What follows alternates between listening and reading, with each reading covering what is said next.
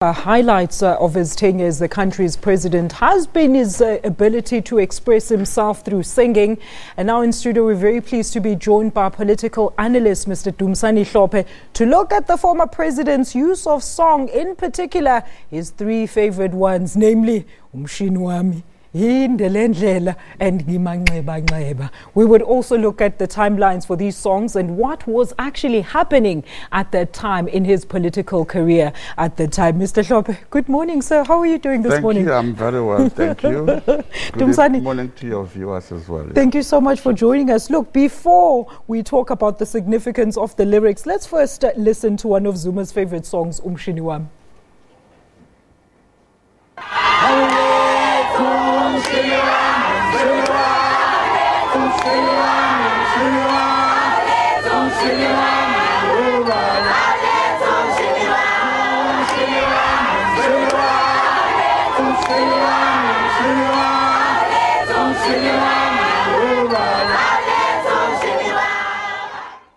Look, this song went along with a dance that we unfortunately did not see on that clip.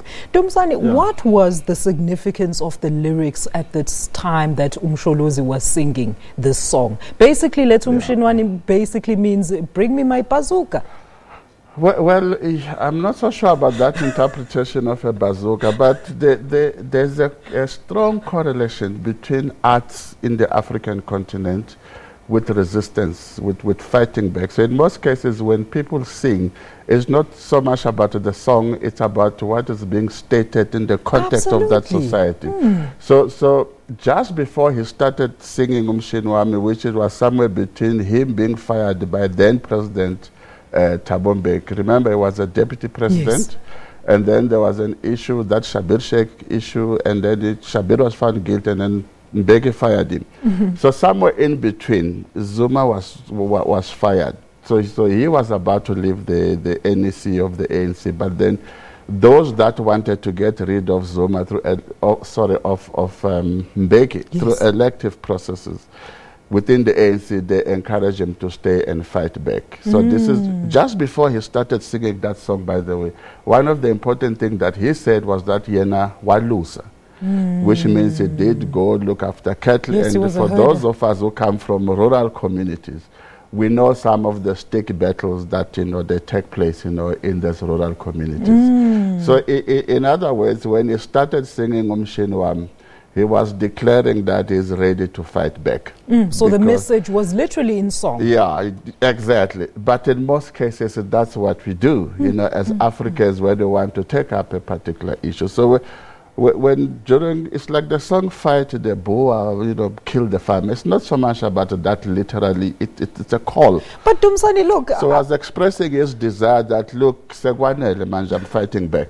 But look, he's the only president who's been, linked to theme songs, very, very charismatic and in his ability to use song to spread influence. Let's talk about that. We've never seen anything like that with our previous presidents.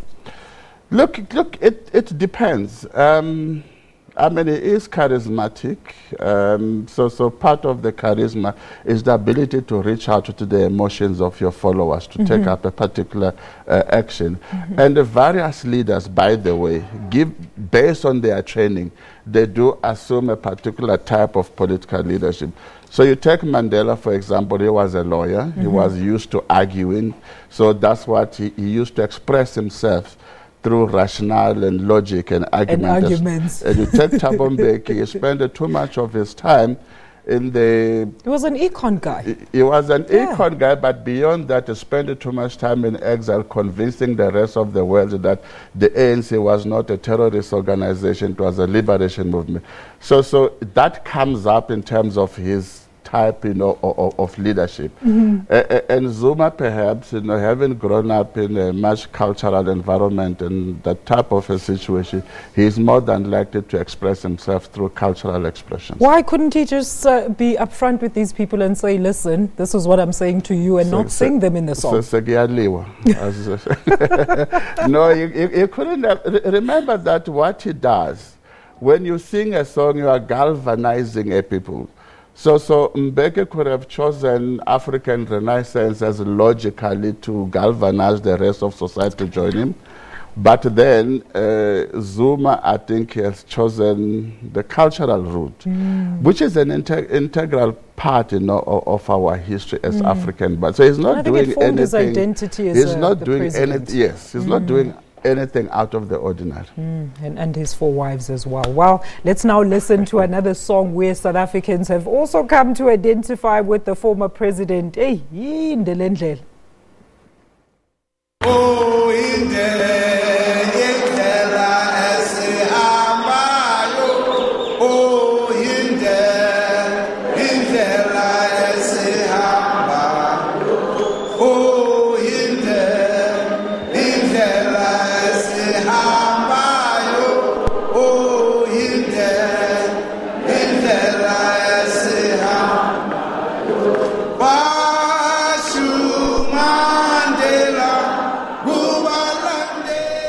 Dumisani, are you lobbying for the former president to release a best-of? The best-of Umsholos, I think we must do that. Let's talk about that song. I mean, Yinde, lendlela. It means there's still a long way to go. What was he referring to here in your view? This one, I think he sang at the Mangaung conference. Yeah. This is when he said that he and his peers, they dealt with the song. I think, you see, the first one, Mshini Wam, it was more personal, like I'm fighting back. This one, Yinde, lendlela, it was more to the collective of the ANC that the struggle still has a long way to go. So here he was addressing himself to the collective of the ANC to continue fighting the struggle. It wasn't much more personal, but it was like, we are in charge of this movement. Let's keep going. All right. Well, Yinde, lendlela, we are now going to have a look at another song that was very, very, very familiar with Umsholozi recently, where the former president seems to be talking about being wounded, saying Ngimanxeba, nxeba. Let's listen in. Say Ngimanxeba, nxeba, zinsizwa. Say Ngimanxeba, nxeba, zinsizwa. Zinsizwa.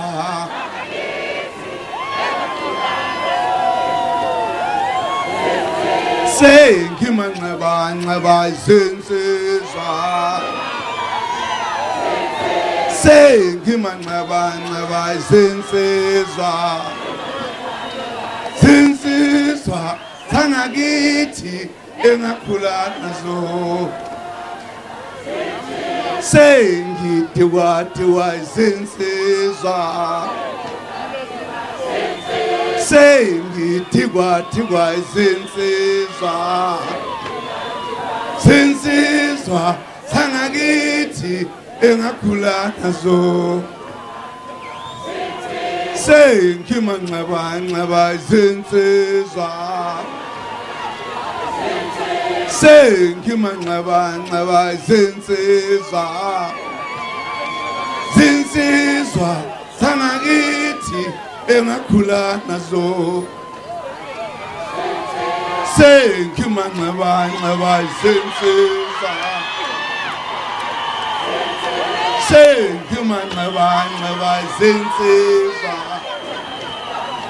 Zinsizwa zangakithi engakhula nazo. Well, very significantly, he sang that at the start of his court appearances on the 27 or 26 charges of corruption. Talk to us about this one. He's basically saying my fellow peers have basically turned their backs on me. Men that I used to run in the struggle with are now pretending not to know me. Actually, there's a very clear connection between the first one and this one. Mshini Wam and this personal. last one. You see, this one for me, it's a sense of betrayal. I think he feels betrayed by his comrade, perhaps some of the people that he was in the struggle with and did so much with them. And for him to be subjected to judicial processes of corruption and being tried like that, it's a serious embarrassment and unfortunate on his part. So when he expressed it through a song, the song basically means that I think he's saying that he feels betrayed, and he is betrayed, and then therefore he's going to, as the Mshini Wam part, is going to fight back. Do you think Dumisani is using these songs to bolster public empathies and also to mobilize support, just as a parting note? Well, that perhaps it could be two elements. Yeah.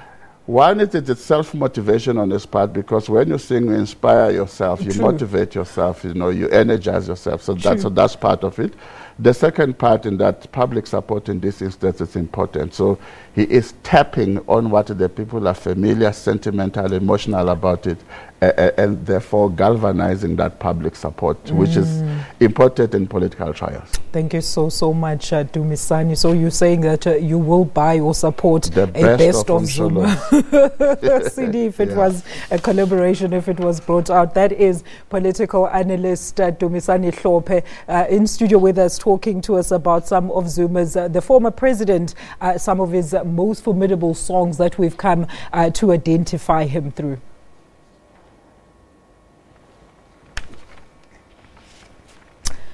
All right.